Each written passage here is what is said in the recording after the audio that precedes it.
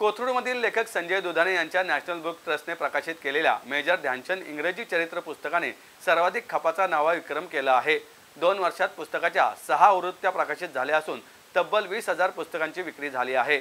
पुण्यात सुरू असलेल्या पुणे बुक महोत्सवातही या पुस्तकाला मोठी मागणी आहे।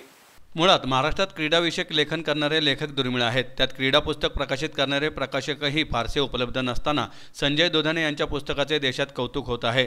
नॅशनल बुक ट्रस्टने 2023 मध्ये मेजर ध्यानचंद यांचे चरित्र सर्वप्रथम प्रकाशित केले होते।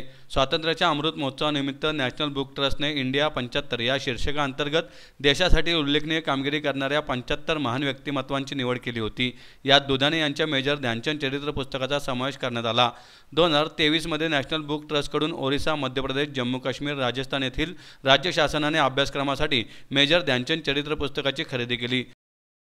तसेच नॅशनल बुक ट्रस्टच्या दिल्ली येथील आंतरराष्ट्रीय बुक महोत्सवातही या पुस्तकाची मोठ्या प्रमाणात विक्री झाली। नोव्हेंबर 2024 अखेरपर्यंत 20,000 पेक्षा अधिक प्रती मेजर ध्यानचंद पुस्तकाच्या खरेदी केल्या गेल्या आहेत। या पुस्तक विक्रीतून तब्बल 6 लाख रुपयांचे मानधन दुधाणे यांच्या खात्यात जमा झाले आहे। दुधाणे यांच्या या पुस्तकातून बालभारती इंग्रजी माध्यमातील 5वीच्या पाठ्यपुस्तकात समावेश करण्यात आला आहे। प्राध्यापक दुधाणे यांनी मेजर ध्यानचंदसह देशाचे पहिले ऑलिम्पिक विजेते खाशाबा जाधव, मेरी कोम, सचिन तेंडुलकर, मिल्खा सिंग यांची चरित्रेही लिहिली आहेत। या पुस्तकांचाही एकापेक्षा अधिक आवृत्त्या प्रकाशित झाल्या आहेत। खरं तर मी अभिनंदन करतो ह्या पुणे बुक फेस्टिवलच्या आयोजकांचं, विशेषतः राजेश पांडे सरांचं, कारण की दुसऱ्याच वर्षी हा जो पुस्तक महोत्सव आहे त्यांनी खूप वेगळी अशी उंची गाठली आहे। मला खूप आनंद वाटतो की माझं मेजर ध्यानचंद पुस्तक पण नॅशनल बुक फेअरच्या स्टॉलमध्ये तुम्हाला सगळ्यांना सांगायचा आनंद वाटतो की ह्या पुस्तकाने तब्बल 20,000 खपाचा उच्चांक केलेला आहे। एक मराठी लेखक म्हणून माझा ऑलरेडी नॅशनल बुक ट्रस्टने खाशाबा जाधव पुस्तक काढलं होतं, त्याच्या पण 4-5 आवृत्त्या निघाल्या, विशेष हिंदीत पण आवृत्ती निघाली।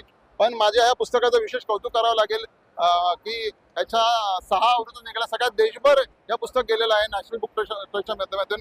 आणि ह्या पुण्याला एक नवं असं वाचकांचं व्यासपीठ निर्माण करून देण्यात, माझ्यासारख्या लेखक ह्या सर्वसामान्य पुणेकरांना पोहोचवण्यात राजेश पांडे आणि त्यांच्या टीमने जो वाटा उचलला आहे त्याबद्दल पुन्हा एकदा मी पुणे फेस्टिवलच्या टीमचं खरं तर अभिनंदन करतो। एक मोठी अशी संधी त्यांनी आपल्या पुणेकरांच्या वाचकांना या पुणे वाचक महोत्सवानिमित्ताने एक व्यासपीठ निर्माण करून